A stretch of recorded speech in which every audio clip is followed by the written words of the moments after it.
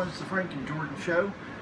We're here to talk about sports, and I guess I'll start it off. Okay. What do you got for me today, buddy? Okay, Jordan, I'm going to start off with NASCAR. Should Dale Earnhardt Jr. retire? It's hard. This is a hard one to discuss because I love Junior. Junior's number one. I hear you. But I think so. I think he's getting too far into he's living in the past. Mm-hmm. You know, everyone's gonna live in their past. Yeah.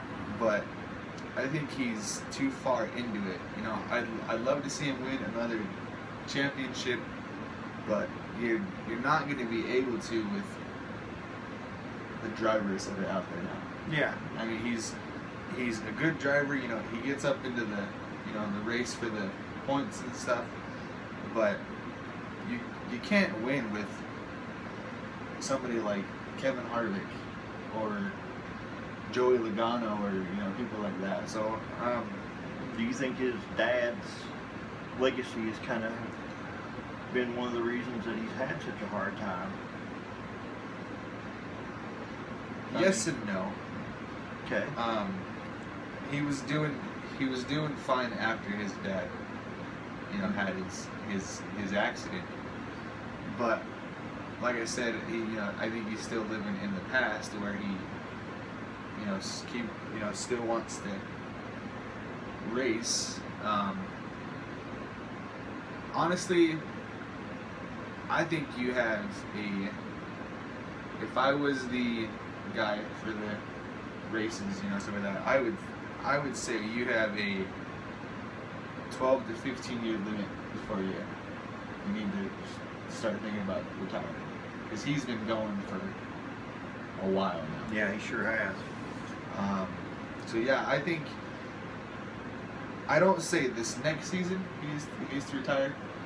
I would give him 2 or 3 years before he, I think, throws in the towel.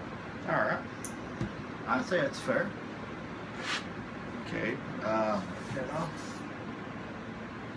Before we go to the next subject, did you catch the finals? NBA finals? Yeah, congrats on calling that in 6, man. I was really impressed. I remember looking at my fiance and just telling her, I said, "You need to call Jordan." She said, "Why?" And I said, "Because he called it." She said, "Called what?" I said, "He called it in 6. 6 what?" I said, "Don't you ever keep track of basketball?" She said, "Not unless that blue and gold team's playing." Oh, jeez. So she must be talking about the Jazz, huh? No, she's talking about the Lakers. Oh, the Lakers. She likes the Lakers. Yes.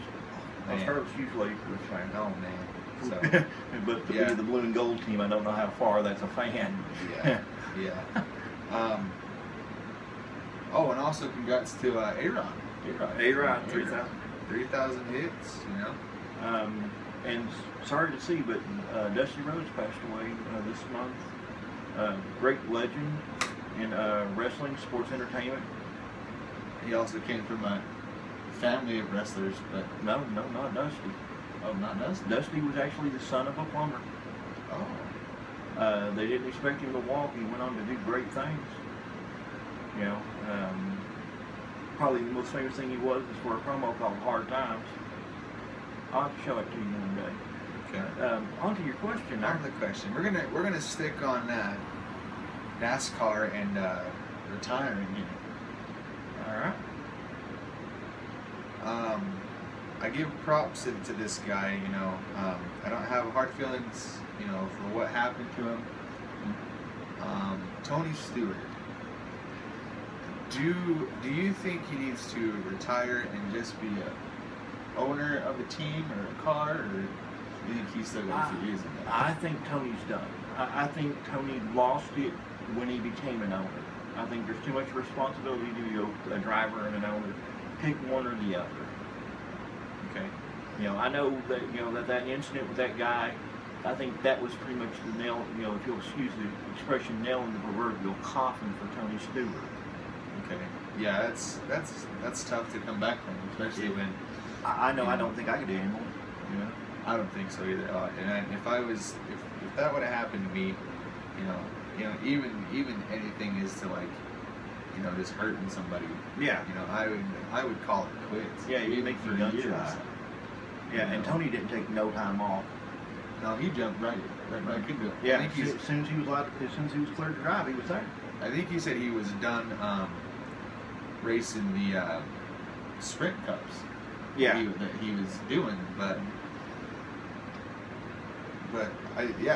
even racing, you know, NASCAR, where you know, even though people can't come out on the track, Yeah. but still, man, I give props to him though. You know, he kind of, you know, he had his down moment. You know, he said, you know, I'm not gonna let it get to me. You know, I'm gonna finish out my career. Mm-hmm. You know, But still, at this point, he needs to call it quits and be an owner.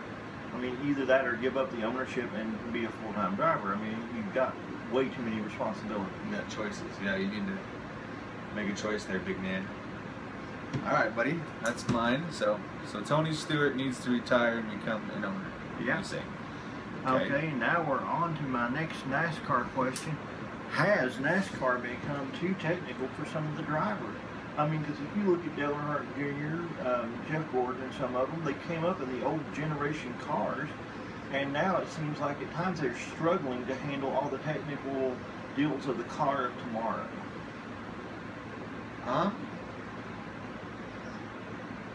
Yes and no. I think they've become too technical with their video streaming, I should say. Because I don't know if you watch many races or I you do. watch replays, they have this camera that sits on the bottom of the front axle, Mm-hmm. and you're basically watching the tire go like this all the time. And it's like, what's the point of that? Yeah, I totally agree with that. I mean, it used to be about watching the race and keeping track of the drivers. Now you really don't have those options. Yeah, you can't really keep track from watching the tire. Yeah, I think NASCAR, if anything, has become very disappointing in the last few years. I agree. It seems to be overhyped with sponsorship, too much ownership. Sponsorship, man. That's while you brought that up, we were talking about it earlier, and we were talking about you know, the names of the races, Coca-Cola 500 and stuff. Mm-hmm. Did you know that this season they raced a SpongeBob SquarePants 500? Oh, I'm gonna have an aneurysm. Oh man. I mean, SpongeBob, literally the gayest cartoon character ever created. I mean, are they trying to appeal to another audience? What, the kids? Yeah. I mean, well, and the way they did it, I mean, I think Jimmy Johnson won that race. Don't quote me on that, folks, but and then after Jimmy did his spin out, you know, his victory lap, whatever, they went in the back to victory lane and they had somebody in a SpongeBob suit and a Patrick, and it's like, dude, what do you guys? You know, if you're gonna name a race after a character, at least do it some justice. Do Captain America. Yeah. You know? I mean, what they give him for a trophy, a Scotch-Brite pad? No, it was a SpongeBob trophy. That would be the last thing I'd ever put on my wall. I would take that thing and melt it for scrap first. I mean, seriously, man. Yeah, it's ridiculous. I mean, I would be embarrassed. I would not invite my friends over. There's my SpongeBob trophy. They'd look at me like I was an idiot. Yeah, if you're gonna name a race after something crazy like that, you might as well do the Tampax 600. Yeah, I mean, it's like you said, or the KY jelly. Yeah, I might as well go all out, man. But you know, I agree with you. If it's going to be a cartoon character or a fictional character, you have Captain America, a symbol, you know, very high symbol in the cartoon industry. Make it something worthwhile that people will identify with. Yeah. Yeah. I appreciate your opinion on that one. Yeah, for sure. All right, you're next. What All you right. got for me? We're gonna go back to the NBA. I know people are, you know, there's a lot of places out there that talk about NBA, but it's a lot There's a lot going on. I mean, it's like the NFL and stuff like that. But we're going to talk about a trade that just recently happened. Okay, I think it was finalized today. Okay. Lance Stevenson used to play for Indiana, came off the bench. I think I said he averaged 14 points a game. Mm-hmm. You know, there's a couple dozen assists.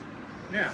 He becomes a free agent, goes to Charlotte, totally dropped the ball there. I mean, yeah, he had an injury, but you know, still, it's not a Kobe Bryant injury. Okay. And then he plays 1 year there, averages I think 8 points a game. Okay. Okay, which is a big drop. All right. But, you know, it could have been the team, it could have been the injury, but yeah. You get traded to the LA Clippers. Okay. For Matt Barnes and Spencer Hawes. Ouch. It's a kind of a two-part question. Do you think Lance is going to succeed in LA for the first part? Okay. Or do you think he's going to, face plant, kind of, that's his season in his days in Indiana, averaging 14 points a game are done? Or what do you think about that? We'll answer that first. I think when it comes down to it is, how well he comes back from the injury, number one. Right. Number two is the coach out there is Doc Rivers. And got to give fabulous coach. Yeah, Doc Rivers has turned a lot of guys around. If he listens to Doc Rivers, perhaps he stands a chance. And it all depends on if Doc Rivers can keep the reins on a team that may have a few egos to balance. Right. Okay, and then part two of this question is, who wins out of this trade? Do you think the Clippers win with Lance Stevenson, or do you think them sending Matt Barnes and Spencer Hawes over to Charlotte? I would not have sent two good players for one that I have my doubts about. Yeah. I mean, I think the Clippers are not going to pull it off. I really don't. I mean, unless they somewhere along the lines they invite more talent into the pool, they let two guys go for one guy where they already had talent at. Yeah, and I don't know who made the final decision for the trade, but if it was the GM, then he was making a bad move, in my opinion. So you think that getting Lance Stevenson isn't going to help you one bit? No, I think he would have been a nice asset, maybe a bench player, but no. Yeah, and how's that going to work with you trading your only small forward? Yeah. In Matt Barnes, I mean, you can't have the Clippers. They have a really deep shooting guard, area because they've got Jamal Crawford and J.J. Redick, and now you add Lance Stevenson in there. Are you going to move Jamal Crawford over to small forward, or are you going to try and get one in the draft? Either in the draft, or they're going to have to give up another trade, and that could hurt them even worse. That's true. I think from here, the spiral begins for the Clippers. You think so? I think at this point, the GM who most likely made the trade really made a bad move. Right. Okay. All right. That's our first part of this video. We're on our minute, so all right, we'll take a little break.